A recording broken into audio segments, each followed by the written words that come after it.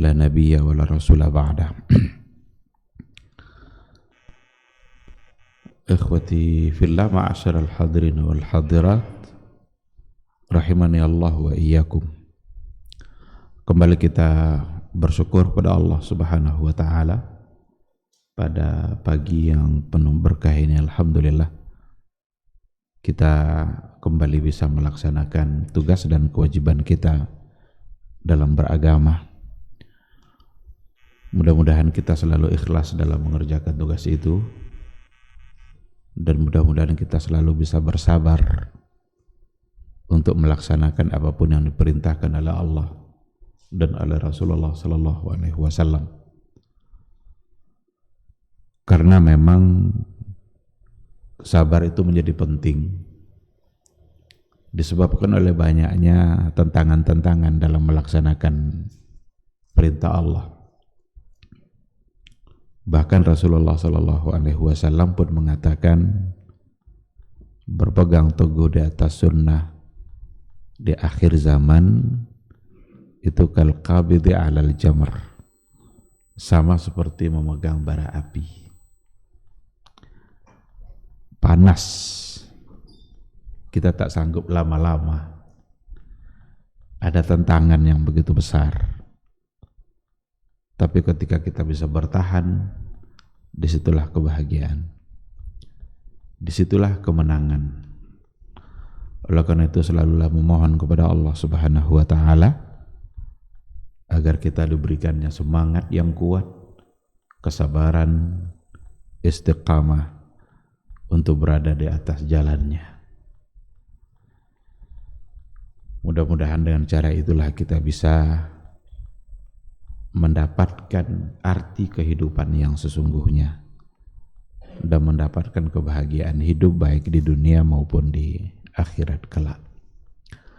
Ikhwati fillah, jangan pernah lupa untuk berselawat dan salam kepada Rasulullah sallallahu alaihi wasallam, sosok figur yang memang harus kita tauladani, sosok figur yang memang harus senantiasa kita contoh, baik dalam persoalan muamalah kehidupan keseharian kita, apalagi dalam persoalan ibadah yang memang panduan satu-satunya dalam ibadah kita hanyalah Rasulullah sallallahu alaihi wasallam. Beliau telah mengorbankan segala-galanya demi umatnya, menghabiskan segala-galanya untuk berjuang menyampaikan syariat Islam yang semua itu akan menjadi penyebab keselamatan kita dan menjadi penyebab kebahagiaan kita di dunia dan di akhirat kelak insyaallah. Mudah-mudahan kita bisa mendapatkan syafaatnya di yaumal mahsyar. Ikhwati fillah, ma'asyiral hadirin wal hadirat, rahimani Allah wa iyyakum. Saya tidak bawa kitab yang biasa kita baca pada kajian subuh kita, karena saya mengira kita besok pagi. Karena kalau ada pekan kelima, insya Allah ahadnya. Nah, ini kan ahad kelima ini. Sabtu tidak terencana sebenarnya, karena juga ada kegiatan di pagi yang nanti akan dilaksanakan. Tapi karena saya tengok meja sudah diangkat, lampu sorot juga sudah berdiri, ya ini kayaknya mubazir juga ini kalau tidak kita lanjutkan kajian kita manfaatkan. Tapi mungkin tidak lama, kecuali nanti kalau ada pertanyaan.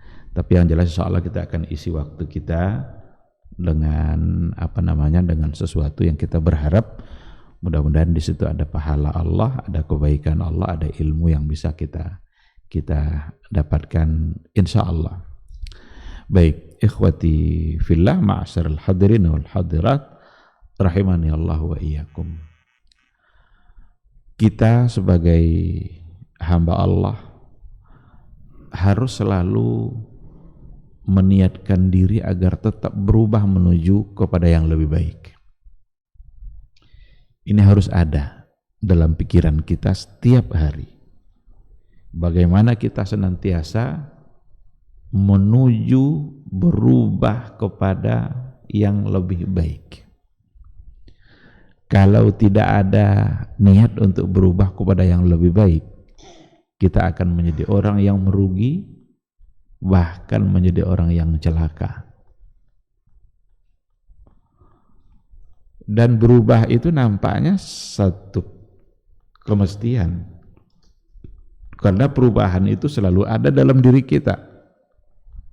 Hanya saja ada dua kemungkinan perubahan. Ada orang berubah menjadi lebih buruk, ada orang berubah menjadi lebih baik. Kita nggak bisa menolak perubahan dalam kehidupan kita, karena yang sulit untuk tidak berubah itu adalah perubahan itu sendiri. Nggak ada yang tetap terus. Bahkan iman manusia saja bisa berubah-ubah, fluktuatif dia. Nah, dikarenakan oleh perubahan itu memang harus terjadi, maka yang harus ada pada diri kita, yang harus selalu kita usahakan adalah bagaimana kita selalu berubah menjadi lebih baik. Dari ibadah yang kurang menjadi lebih. Dari bacaan Al-Quran yang barangkali masih sedikit harus berubah menjadi lebih banyak. Salat-salat sunat yang barangkali dulu banyak yang tertinggal, hanya sibuk untuk memikirkan yang wajib-wajib saja, tinggal yang sunat-sunat. Sekarang harus berubah menjadi lebih baik. Harus yang sunat-sunatnya lebih maksimal. Karena ada banyak pahala yang disediakan oleh Allah Subhanahu wa ta'ala ketika kita mengerjakan hal-hal yang sunnah.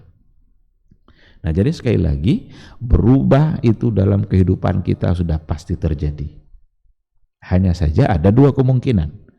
Ketika kita dihadapkan pada dua kemungkinan, disinilah yang harus ada di hati kita untuk berniat tetap istiqamah dan kita berubah terus menuju hal yang lebih baik. Ikhwati fillah, pertanyaannya adalah dari mana kita memulai perubahan itu? Apa yang harus benar-benar berubah menjadi lebih baik? Dan dari mana, titik mana kita memulai? Kita harus belajar kepada sejarah. Kita harus belajar kepada sejarah Nabi, sejarah Rasulullah Sallallahu Alaihi Wasallam, dan juga sejarah nabi-nabi yang sebelumnya. Dari mana mereka memulai, dan dari mana Allah menyuruh mereka memulai untuk merubah satu keadaan masyarakat? Maka jawabannya hanya satu. Kalau benar-benar kita ingin merubah kehidupan kita menjadi lebih baik, kita harus memulainya dari akidah. Kita harus memulainya dari tauhid. Kita harus memulainya dari iman yang ada di hati kita.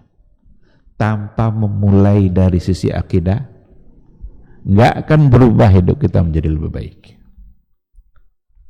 Tanpa kita koreksi kebenaran iman dan tauhid kita, nggak akan berubah kita menjadi lebih baik dalam artian yang sebenarnya. Karena ada orang yang punya berbagai macam pandangan dan pikiran. Apa kata mereka? Agar masyarakat ini menjadi baik, agar kehidupan kita menjadi baik, bahkan agar negara kita menjadi baik, maka ada yang mengatakan kita harus memulainya dari ekonomi. Kuasailah ekonomi ini oleh umat Islam, maka negara akan baik. Banyak yang bilang seperti itu. Karena sekarang ekonomi tidak dikuasai oleh umat Islam, maka umat Islam begini. Ada lagi yang mengatakan kita harus memulainya dari menguasai politik, kekuasaan. Harus dipegang tampuk kekuasaan itu oleh umat Islam. Kalau tidak, niscaya kita sulit untuk berubah. Ada yang bilang seperti itu. Tapi itu keliru. Tidak ada gunanya penguasaan politik kalau tauhidnya nggak benar. Nggak akan begitu berarti menguasai ekonomi kalau akidahnya nggak benar. Seandainya ada orang yang sudah dikuasainya ekonomi, mapan ekonominya, tapi imannya kepada Allah lemah, ekonominya akan merusak dunia, bahkan merusak akhiratnya. Kalau seandainya sudah dikuasai tampuk kepemimpinan itu, sudah dipegang, tapi mereka tidak ada iman, tidak dekat dia kepada Allah, tidak taat dia kepada Allah, itu politik semua akan menghancurkan kehidupan dia. Karena tidak ada jaminan ekonomi dan politik itu akan benar-benar memberikan kebaikan bagi kehidupan. Kalau tanpa iman kepada Allah, tanpa dia taat kepada Allah, tanpa ada kecenderungannya untuk tetap merasa diawasi oleh Allah, ini ekonomi yang kokoh gak ada artinya. Bahkan bisa-bisa dia tidak lagi memikirkan mana yang halal, mana yang haram. Ada orang semakin kaya semakin bakhil dia, karena terbayang oleh dia sulitnya mencari uang itu. Enak aja kamu minta-minta uang sama saya susah-susah mendapatkannya. Tapi kalau dia beriman kepada Allah, taat pada Allah, dia sadar bahwa kekuatan ekonomi yang ada di tangannya karena Allah yang memberikan. Ada orang yang ketika dia belum diberikan jabatan oleh Allah, belum ada jabatan dia, santai-santai, jadi aman-aman aja dia. Tapi ketika dia mendapatkan jabatan, ternyata begitu banyak kesalahan yang bisa dia lakukan. Kalau dia tidak punya iman. Tapi kalau di hatinya ada iman, hatinya selalu merasa diawasi oleh Allah. Karena iman itu kan itu. Iman kita kepada Allah itu artinya adalah ada hal-hal yang memang wajib kita yakini untuk Allah Subhanahu wa taala. Di antaranya apa? Kita merasa diawasi selalu oleh Allah. Nah, kalau mereka-mereka yang tak merasa diawasi oleh Allah lalu dia memegang tampuk kepemimpinan, hancur kita. Kadang orang-orang yang semangat menolak korupsi itu karena dia belum menjabat aja. Setelah diberikan jabatan, ternyata itu aja kerjanya. Maka sekali lagi, perubahan dalam kehidupan kita, baik secara individu maupun secara masyarakat luas, perubahan itu harus berawal dari akidah yang dari tidak benar menjadi benar. Dan itulah yang dilakukan oleh Rasulullah sallallahu alaihi wasallam. Berapa banyak dulu maksiat pada masa jahiliyah. Hampir semua poin-poin dosa itu ada pada masa jahiliyah. Sebut saja, dosa-dosa besar ada. Syirik, perzinaan, perampokan, pembunuhan, apa lagi? Itu yang besar-besar itu. Tapi Nabi memulainya dari mana? Dari akidah. Nabi memulainya dari tauhid. Nabi memasukkan iman dulu ke dalam hati mereka diperintahkan Allah untuk menyampaikan persoalan iman dulu agar kokoh, agar kuat, dan itulah nanti akan menjadi modal untuk merubah segala-galanya. Kalau iman di hati sudah kuat, kepercayaannya kepada Allah benar-benar sudah kokoh, tanpa ada sedikit pun unsur keserikan-keserikannya, maka yakinlah dia akan begitu mudah untuk meninggalkan berbagai macam bentuk dosa, dan begitu takut dia untuk mengerjakan kesalahan-kesalahan yang ada, karena dia benar-benar sadar bahwa saat dia mengerjakan dosa dan kesalahan itu, dia sedang ditatap oleh Allah Subhanahu wa ta'ala. Maka kita selalu diminta oleh Allah dan oleh Rasulullah Sallallahu Alaihi Wasallam agar terus-terusan untuk mengingat Allah, karena sedikit kita lalai itu akan membuat hati kita juga akan lalai, dan dosa-dosa yang kita laksanakan itu adalah karena saat itu kita lupa kepada Allah Subhanahu wa ta'ala. Jadi saat hati kita lalai, maka saat itulah kemungkinan kita akan terjebak kepada dosa dan kesalahan. Nabi memulainya dari tauhid. Kalau kita lihat sejarah nabi-nabi sebelumnya,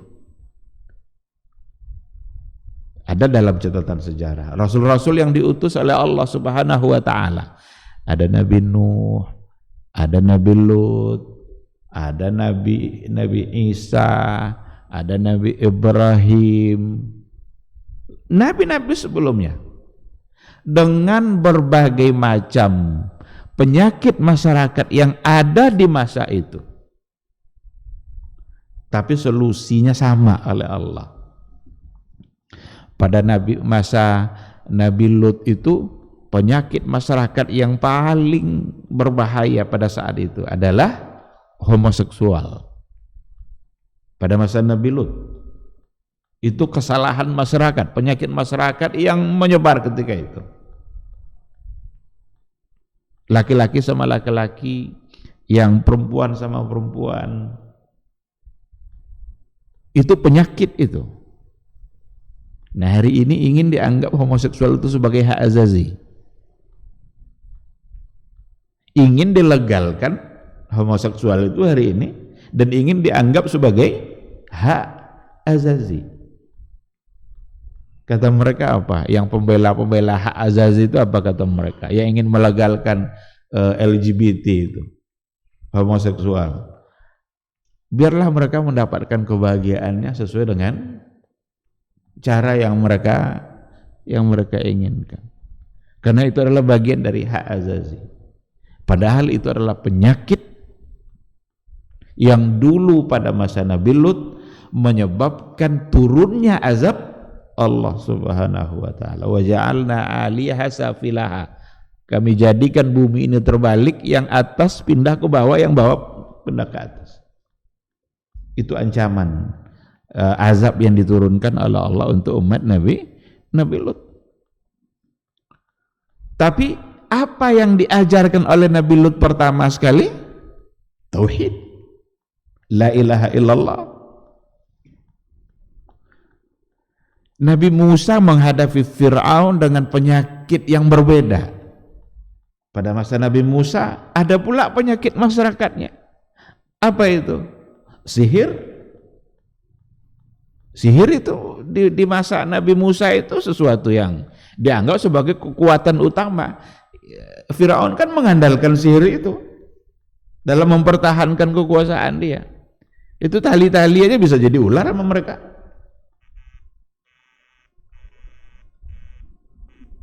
Apa yang pertama diajarkan oleh Nabi Musa untuk mereka?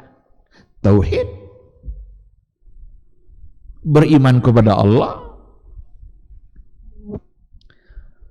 Pada masa Nabi Ibrahim, lain lagi masyarakat yang dihadapi oleh Nabi Ibrahim.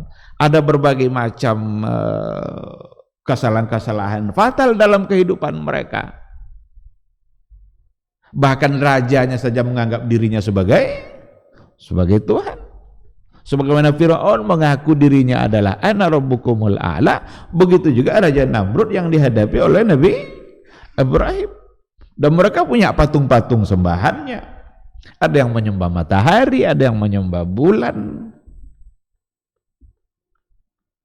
Lalu apa yang pertama yang diajarkan oleh Nabi Ibrahim? Allah perintahkan Nabi Ibrahim untuk mengajarkan tauhid. La ilaha illallah. Percaya dulu kepada Allah. Yakin bahwa kita ini diciptakan oleh Allah. Tidak ada yang pantas kita sembah selain Allah. Tidak ada tempat kita mengadu selain daripada Allah. Nabi Hud, Nabi Saleh, masing-masing diutus kepada kaumnya dengan berbagai macam karakter dan penyakit masyarakat yang ada. Tapi solusi pertama adalah tauhid. Kalau kita baca keadaan masyarakat kita hari ini, hampir semua penyakit masyarakat umat terdahulu ada zaman kita saat ini. Sihir, banyak zaman sekarang ini sihir. Sihir sudah dimodifikasi menjadi sesuatu yang profesional. Enggak lagi sihir kayak dulu orangnya pakai pakaian hitam lalu kepalanya diikat, enggak. Sekarang penyihir pakai dasi. Ada zaman kita. Apa yang terjadi pada masa Nabi Lut, LGBT, sekarang di zaman kita. Itu yang tadi saya katakan, ingin dilegalkan, ingin dianggap sebagai hak asasi. Ini bahaya ini. Di Amerika sudah lebih 20 juta yang terjangkiti LGBT itu. Di Indonesia ingin pula dilegalkan. Ada kelompok-kelompok yang ingin membawa dan melegalkan penyakit. Coba, penyakit mau dilegalkan, mana pikirannya? Orang kalau penyakit itu kan ingin diobati. Ini enggak, ingin dipertahankan sebagai hak asasi. Apa yang terjadi pada nabi-nabi dahulu ada pada zaman kita hari ini. Lalu bagaimana cara kalau mau berubah? Pakai konsep perubahan yang terdahulu. Mereka dulu bisa berubah, berbagai macam kondisi masyarakat begitu buruknya pada masa Rasul, tapi berhasil dirubah oleh Nabi melalui konsep tauhid, iman kita kepada Allah Subhanahu wa taala. Oleh karena itulah, kalau kita lihat Al-Quranul Karim, baca Quran dari awal, kita akan menemukan perintah pertama yang ditujukan kepada semua manusia itu perintah iman dan perintah tauhid. Yang pertama akan kita temukan, apa kata Allah? Ya ayyuhan nas. Setelah Allah bagi-bagi dulu di awal Al-Quran, Allah sebutkan manusia ada 3, ada mukmin, ada kafir, ada munafik. Itu di awal-awal Al-Baqarah. Manusia hanya 3 itu, mukmin, kafir, munafik. Mukmin beriman kepada Allah, kafir menolak beriman kepada Allah, munafik pura-pura beriman kepada Allah. Hanya itu aja. Tidak ada orang keluar dari yang 3 ini. Ketika sudah dibagi, apa kata Allah? Dipanggil semua. Ya ayyuhan nas, u'budu rabbakumul ladzi khalaqakum walladzina min qablikum la'allakum tattaqun. Ini perintah pertama yang kita temukan dalam Al-Quran dari awal, yang ditujukan kepada semua manusia. Karena yang dipanggil adalah An-Nas. Ya ayyuhan nas. Jadi Rasul tidak memulainya dari memperbaiki ekonominya, tidak memulainya dari menguasai politik. Bahkan tetap aja Mekah dikuasai oleh jahiliyah ketika itu. Rasul tidak dari awal dia berniat untuk menjadi pemimpin. Bagaimana jadi pemimpin, dia masih belum punya kekuatan. Maka dia Rasulullah SAW memulainya sekali lagi dari iman, dari tauhid, mengajak manusia agar percaya kepada Allah Subhanahu wa taala, agar benar-benar beriman kepada Allah, dan jangan sedikit pun dicampuri keimanan kita dengan hal-hal yang menyimpang, dengan kesyirikan-kesyirikan. Iman itulah yang membuat mereka ternyata bisa berubah. Hal-hal yang bagi mereka itu sudah begitu lazim untuk dikerjakan, ada yang mereka menganggap tidak akan bisa lagi dia meninggalkan itu karena saking seringnya dia sudah melakukan. Tapi dengan adanya iman, dengan adanya tauhid, hal itu bisa dia lakukan. Itu khamar itu, mabuk-mabukan itu bagi masyarakat jahiliyah itu sesuatu yang sangat lumrah sekali. Bahkan dermawannya mereka dinilai kalau ada yang bertamu itu dilihat dari khamar yang dia sodorkan kepada tamu-tamunya. Begitulah masyarakat dulu jahiliyah itu. Tapi ketika mereka sudah beriman kepada Allah, tahu dia kalau Allah itu yang melarang, Allah yang melarang minum tadi itu. Ada di antara sahabat itu yang sudah di tangannya khamar itu sudah mau diminumnya gini.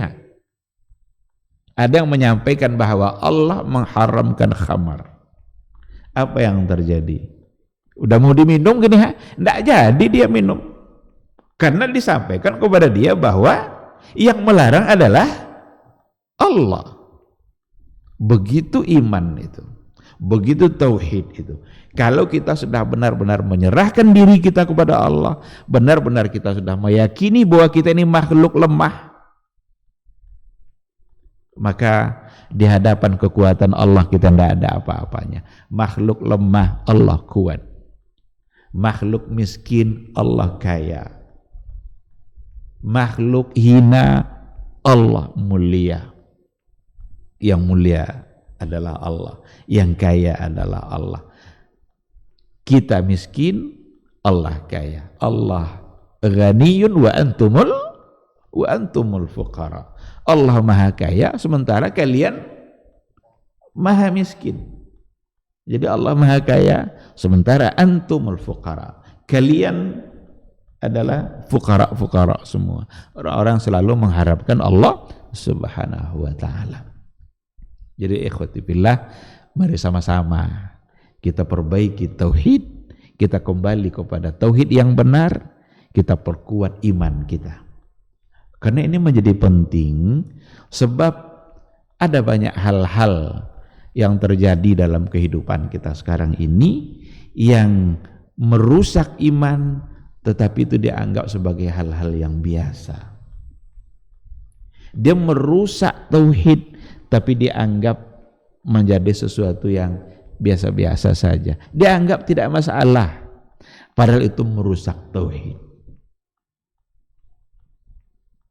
Dan yang akan benar-benar selamat itu adalah ketika tauhidnya tidak bercampur sedikit pun dengan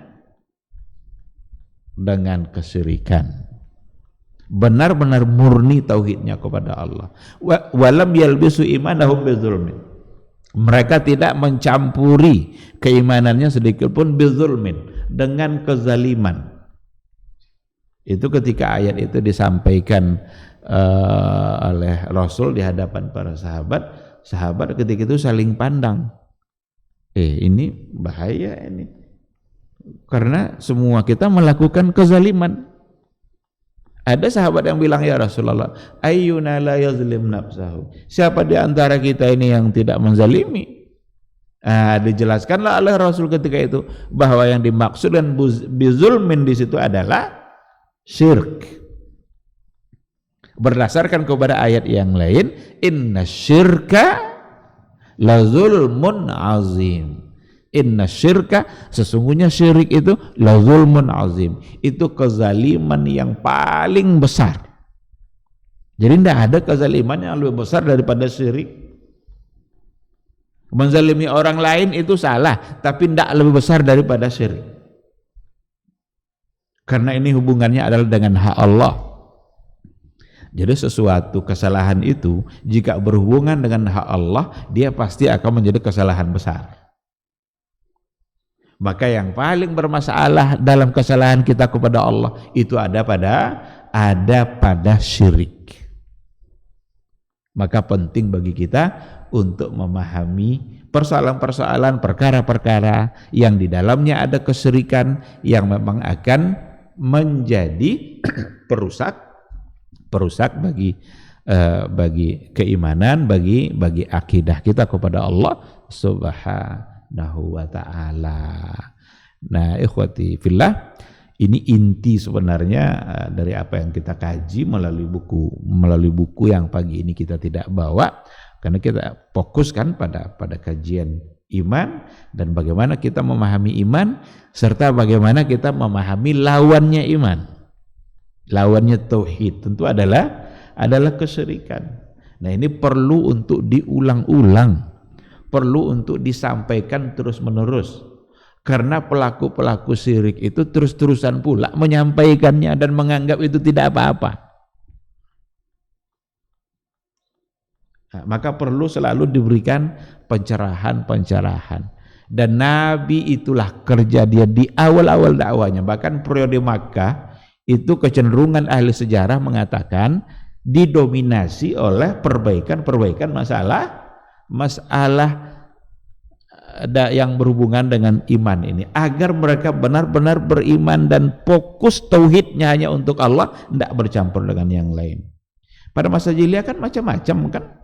Apa yang ada pada hari ini juga dulu sudah ada pada masa jahiliyah. Ketika Rasul mengatakan dalam persoalan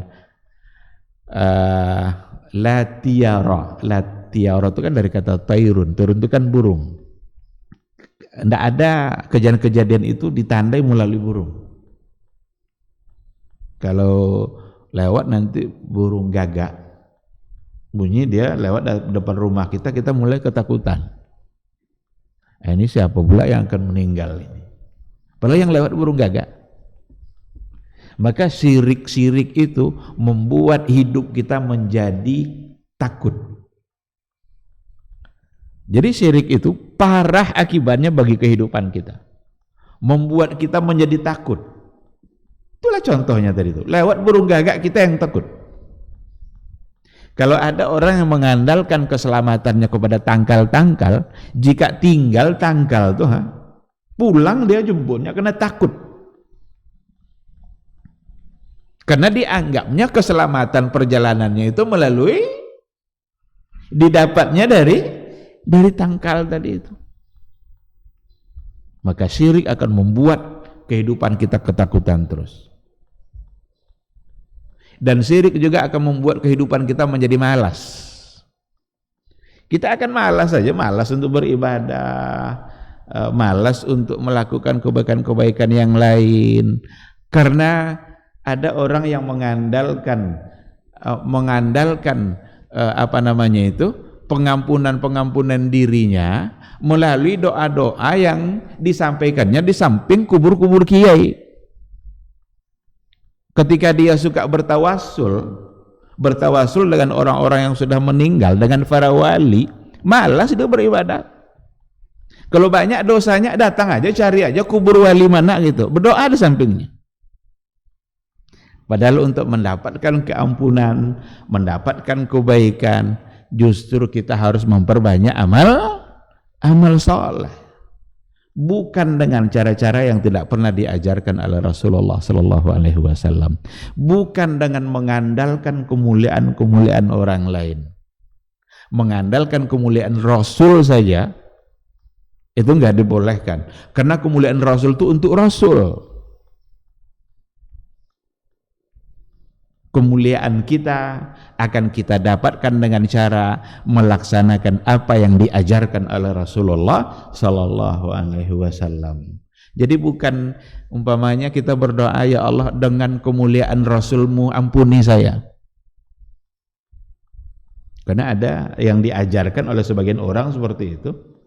Itu bertawasul bijahir Rasul.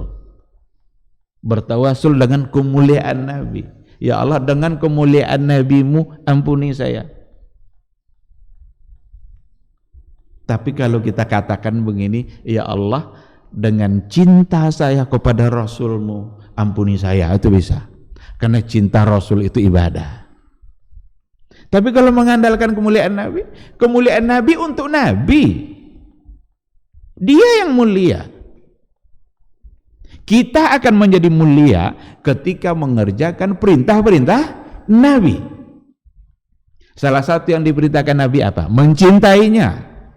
Cintai Rasul itu. Maka boleh kita katakan dalam doa, ya Allah, dengan cinta saya kepada Rasulmu, ampuni saya. Itu boleh. Jadi kan ini persoalan tawasul kan sering diperdebatkan. Kita sudah sering juga memberikan penjelasan. Mana yang boleh dijadikan bertawasul, mana yang tidak. Bertawasul yang dibolehkan ada pada 3 hal. Bertawasul dengan amal soleh. Maka ketika kita katakan dengan cinta saya kepada Nabimu, cinta Nabi itu amal soleh, boleh. Atau bertawasul dengan asmaul husna, dengan nama-nama Allah. Kita sebut nama Allah lalu kita berdoa. Dan kemudian bertawasul, memohon, meminta didoakan oleh orang-orang yang masih hidup. Itu pun. Tapi kalau dengan yang sudah meninggal, jangankan kepada orang, kepada Rasul saja sudah tidak dibolehkan, karena mereka sudah berbeda alam dengan kita. Orang sudah meninggal, ada para wali sudah meninggal, sudah selesai kehidupan di dunia dia. Ada pula yang mengatakan, jangan dikira dia meninggal, jangan dikira para wali itu meninggal, mereka masih hidup. Kalau masih hidup berarti masih bisa berinteraksi. Kan jelas dia mati. Rasul saja meninggal. Innaka mayyitun, kamu adalah mayit. Berarti Allah yang mengatakan bahwa Rasul itu sudah wafat. Alamnya sudah tidak sama. Kita alam dunia, dia alam barzakh. Jadi ada yang meyakini seperti itu. Karena para wali itu walaupun sudah dikubur tapi dia masih hidup, maka masih bisa untuk berinteraksi. Disinilah kesalahan akidah yang harus dirubah itu. Ini persoalan iman, ini persoalan akidah kita kepada Allah. Yang kalau seandainya salah, maka kita akan terjebak terus kepada kesalahan demi kesalahan pada masa yang akan datang. Wa ma anta bimusmi'in man fil qubur. Kamu tidak akan bisa membuat mendengar mereka-mereka yang ada di dalam kubur.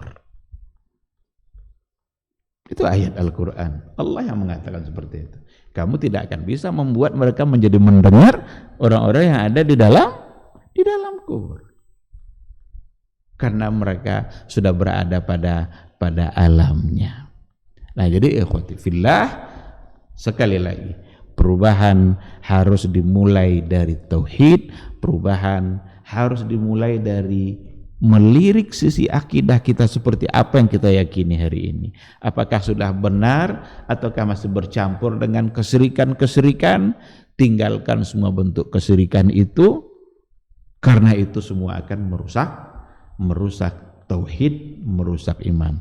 Dan di akhirat kelak, dosa syirik kalau tidak kita minta ampunkan kepada Allah, maka akan kita bawa sampai mati nanti, sampai di akhirat kelak.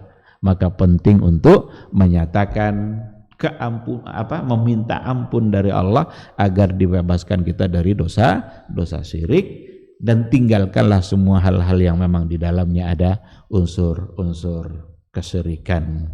Ikhwati fillah, mungkin ini yang bisa kita sampaikan pada kajian kali ini.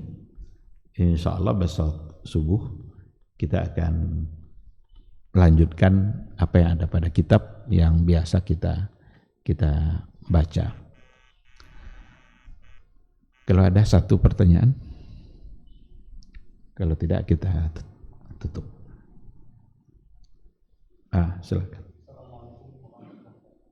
Waalaikumsalam warahmatullahi wabarakatuh.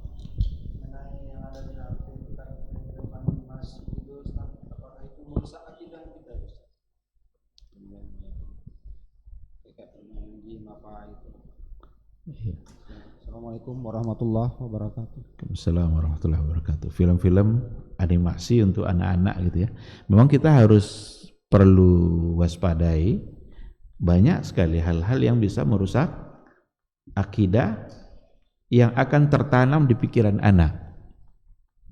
Ini perlu kita waspadai. Film-film kartun, animasi-animasi yang sekilas itu menarik-menarik untuk dilihat.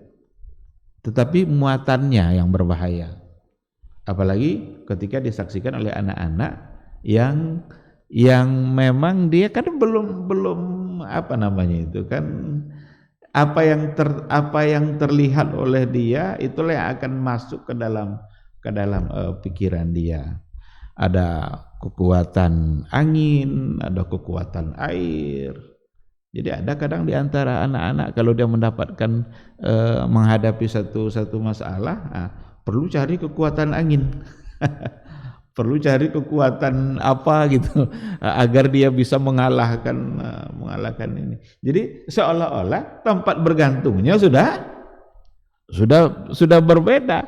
Apa yang dilihatnya di film itulah yang ada dalam pikiran dia. Dan ini bagi seorang ayah memang harus berhati-hati. Kalau ingin melihat itu berikan penjelasan.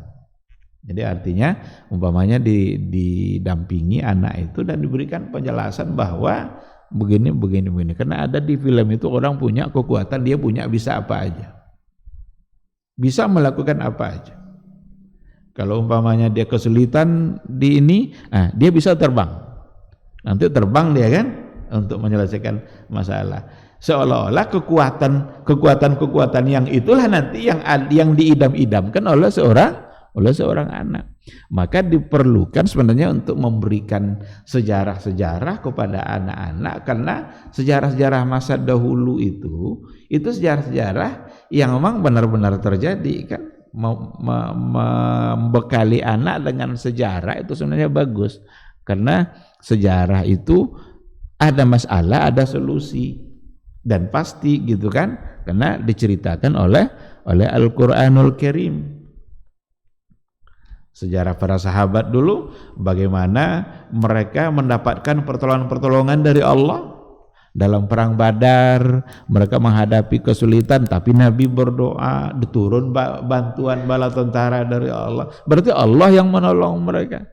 Sa'ad bin Abi Waqqas ketika ingin melewati satu sungai menghadapi musuh yang ada di seberang sana, jembatan tidak ada, padahal itu ada sungai. Bagaimana caranya? Udah tawakal pada Allah, lewat di atas sungai itu sampai seberang sana. Layaknya mereka lewat di atas jembatan, tapi mereka memohon kepada Allah. Nah, memohon kepada Allah saat sulit ini perlu ditanamkan terus. Walaupun memohon kepada Allah tidak hanya pada waktu sulit, tapi kan kadang-kadang orang kalau sudah sulit kan baru ingat Allah kan. Nah, yang ada di film itu apa? Kalau ada kesulitan, ada orang lain, Bima kah namanya, Avatar kah itu, yang punya kekuatan angin, kekuatan air, dia bisa olah itu angin itu kan bohong semua itu kan. Memang perlu untuk diwaspadai. Pilih yang baik-baik, pilih animasi-animasi yang memang mendidik, bagaimana mereka berkata jujur, bagaimana mereka selalu taat kepada orang tua. Kan ada kartun-kartun anak-anak yang bercerita tentang bagaimana taat pada orang tua. Itu yang harus diperbanyak memang. Jadi ada hal-hal yang perlu diwaspadai. Wallahu subhanahu wa ta'ala a'lam. Baik, ikhwati fillah, kalau tidak ada mungkin barangkali kita cukupkan sampai di sini. Semoga apa yang kita sampaikan bisa bermanfaat, dan mari sama-sama kita terus berniat untuk merubah menjadi lebih baik, dan selalu kita mengawali perubahan kita dari membenarkan iman, membenarkan tauhid. Kalau tauhid yang bermasalah, akan bermasalah semua kehidupan kita, bahkan kehidupan akhirat kita. Tapi kalau tauhid kita benar, maka insya Allah kita mampu untuk menghadapi apapun persoalan dunia, dan insya Allah kita bisa selamat di akhirat kelak. Demikian, terima kasih. Subhanakallahumma bihamdika asyhadu an la ilaha illa anta astaghfiruka wa atubu ilaik. Wassalamualaikum warahmatullahi wabarakatuh.